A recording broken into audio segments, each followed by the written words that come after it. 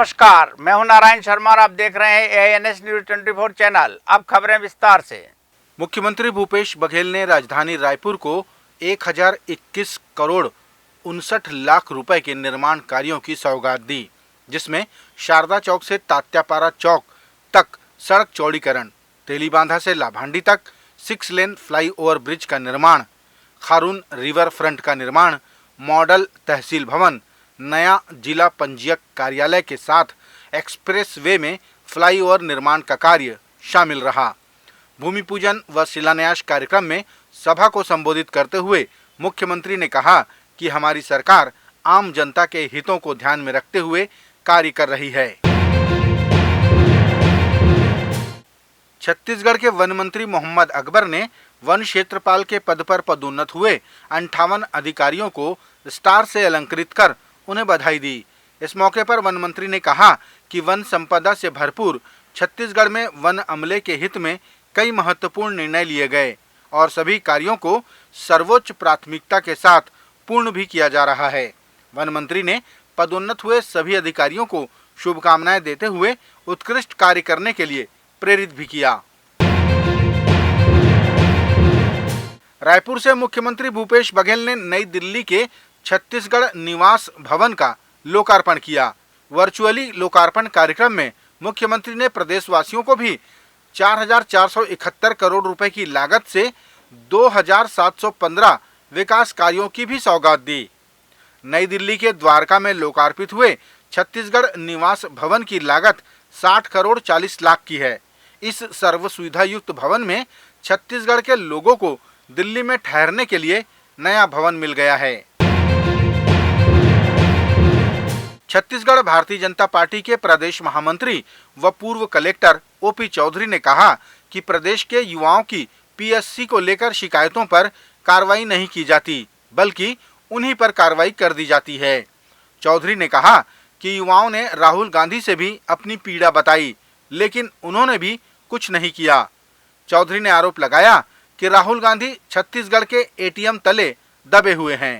युवाओं ने शिकायत किया है, ट्रेन में राहुल गांधी के सामने लोग युवाओं ने शिकायत कर दिया, लेकिन भूपेश बघेल जी ने कुछ कहा ना ही कहा, न ही राहुल गांधी जी ने कुछ कहा। दरअसल भूपेश बघेल के ATM तले राहुल गांधी जी दबे हुए हैं, इसलिए युवाओं के मसले पर कुछ भी बोलने का साहस नहीं कर सकते और भूपेश बघेल को कुछ नहीं कर सकते, क्योंकि गांधी परिवार का ATM भूपेश बघेल ने छत्तीसगढ़ को बनाकर रखा है और भूपेश बघेल का जो ATM है उसके बोझ तले गांधी परिवार और राहुल गांधी जी दबे हुए हैं। इसलिए PSC से प्रताड़ित छत्तीसगढ़ के युवा भाई बहनों के अधिकार की बात, उनके हक की बात के संबंध में राहुल गांधी जी कुछ नहीं बोल रहे हैं।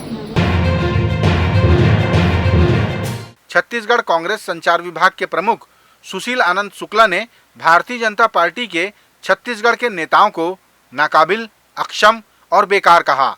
शुक्ला ने कहा कि इसीलिए भाजपा को केंद्रीय नेताओं का सहारा लेना पड़ रहा है। उसके बाद भी परिवर्तन यात्रा में नुक्कड़ सभाओं जैसी भी भीड़ इकट्ठी नहीं हो पा रही है। निश्चित तौर पर छत्तीसगढ़ में भारतीय जनता पार्टी के जो नेता हैं पूरी तरीके से नाकाबिल, अक्षम और बेकार साबित हुए हैं। यही कारण है कि भारतीय जनता पार्टी ने यहाँ पे पूरी केंद्रीय मंत्रियों की फौज उतार दी है। बाहर से नेताओं को बुलाया जा रहा है, उसके बाद भी परिवर्तन यात्रा नुक्कड़ सभा से ज़्यादा भीड़ नहीं इकट्ठा हो रही है। बेचारे अमित शाह जी यहाँ पे आते हैं, सामान्य दैनंदिन के कार्यों को भी अमित शाह को देखना पड़ता है। छोटी छोटी सूची अमित शाह जी को बनाना पड़ता है, छोटे छोटे कामों के लिए अमित शाह जी को बैठक करना पड़ता है। और यही नहीं, अमित शाह जी चाहते हैं कि कुछ बड़े बैठक भी कर लें। तो आरोप पत्र समिति की जब उन्होंने आरोप पत्र लगाने के लिए कार्यक्रम किया तो हाल नहीं भरा, मुश्किल से 200-300 लोग इकट्ठा हुए। सराईपाली में गए, वहां पे 2-3 हजार लोग इकट्ठा हुए। दंतेवाड़ा में जाने वाले थे, भीड़ नहीं इकट्ठा हुई, उन्हें अपना कार्यक्रम रद्द करना पड़ा। तो अमित शाह जी को भी इस बात का एहसास है कि छत्तीसगढ़ में भारतीय जनता पार्टी बुरी तरीके से पराजित होने वाली है। राष्ट्रीय दल है, इज्जत बचाने की कवायद में अमित शाह से लेकर नरेंद्र मोदी तक लगे हुए। पारंपरिक खेलों पर आधारित छत्तीसगढ़िया ओलंपिक का समापन हो गया। इस मौके पर 16 खेलों में राज्य भर के खिलाड़ियों ने अपनी प्रतिभा और कौशल का प्रदर्शन किया। समापन समारोह में मुख्यमंत्री ने विजेता टीमों के खिलाड़ियों को पुरस्कार वितरित किए। यहां मुख्यमंत्री ने छत्तीसगढ़ की पहली टेनिस अकादमी का लोकार्पण भी किया। लाभांडी में स्थित इस टेनिस अकादमी का क्षेत्रफल 4 एकड़ है और इसकी लागत 18 करोड़ रुपए है।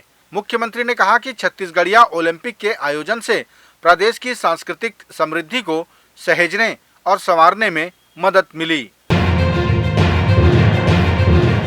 आज मुख्यमंत्री भूपेश बघेल ने राजधानी रायपुर के जिन विकास कार्यों का शिलान्यास व भूमि पूजन किया, उसे लेकर पूर्व मंत्री राजेश मूणत ने कहा कि ये सारे कार्य भाजपा की सरकार के समय में स्वीकृत किए गए कार्य हैं। मुख्यमंत्री इसे चुनावी घोषणा के रूप में उपयोग कर शिलालेख पर अपना नाम लिखवाना चाहते हैं। मूणत ने कहा कि कांग्रेस सरकार ने 5 सालों में एक भी ऐसा बड़ा प्रोजेक्ट का भूमि पूजन नहीं किया जिसका लोकार्पण तय समय सीमा में किया गया हो। आपने सिर्फ ठगने का काम किया। आप वाई फ्लाईओवर की बातचीत कर रहे थे तेलीबांदा से, वो भारतीय जनता पार्टी 2017 के अंदर उसकी प्लानिंग डिजाइनिंग करके रखी थी। पीडब्ल्यूडी विभाग के अंदर उसकी ऑलरेडी बजट के अंदर प्रावधान था। तब से लेकर के आज तक 5 साल में उसमें आप निर्णय नहीं कर पाए। एक्सप्रेस वे बंद करके रखा लेकिन जनता के लिए खोल नहीं पाए, लोकार्पण नहीं कर पाए, पौने 5 साल में डीसी नहीं कर पाए। उसमें गड़बड़ी क्या थी? आप बातचीत करते हैं खारून रिवर फ्रंट की। अरे खारून रिवर फ्रंट तो अगर भारतीय जनता पार्टी की सरकार के समय मैंने आवास पर्यावरण मंत्री के नाते उसको बनाने का काम किया, आपके लोगों ने विरोध किया, आपने विरोध किया। तब से लेकर के आज तक इसकी ड्राइंग डिजाइन अप्रूवल पर के लिए पड़ी है, लेकिन आज तक आपने नहीं किया। सिर्फ चुनाव के समय आप इसकी घोषणा करके खाली शिलालेख लगाना चाहते हैं। रायपुर की जनता जानती है चुनावी घोषणा है। अगर आपको वाकई में तात्यापारा चौड़ीकरण के प्रति इतना विश्वास है कि इसको करना है, तो मैं इतने दिन का पुराना सर्वे रखा हुआ, आप खाली जाइए, दुकान का नाप जो करिए, कलेक्टर से बोलिए, कमिश्नर को बोलिए, तत्काल उनको चेक काट करके वहां दें ताकि ये काम बढ़े। ये सिर्फ चुनावी घोषणा है और इसके आगे कुछ नहीं है। यात्री ट्रेनों के रद्द होने और महंगाई को लेकर एक बार फिर मुख्यमंत्री भूपेश बघेल ने भारतीय जनता पार्टी को घेरा।